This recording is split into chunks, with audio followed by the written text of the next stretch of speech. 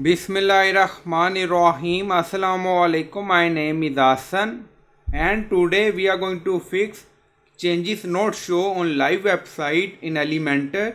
Before starting work, it's my request, please subscribe my channel. Thank you. Now back to our work.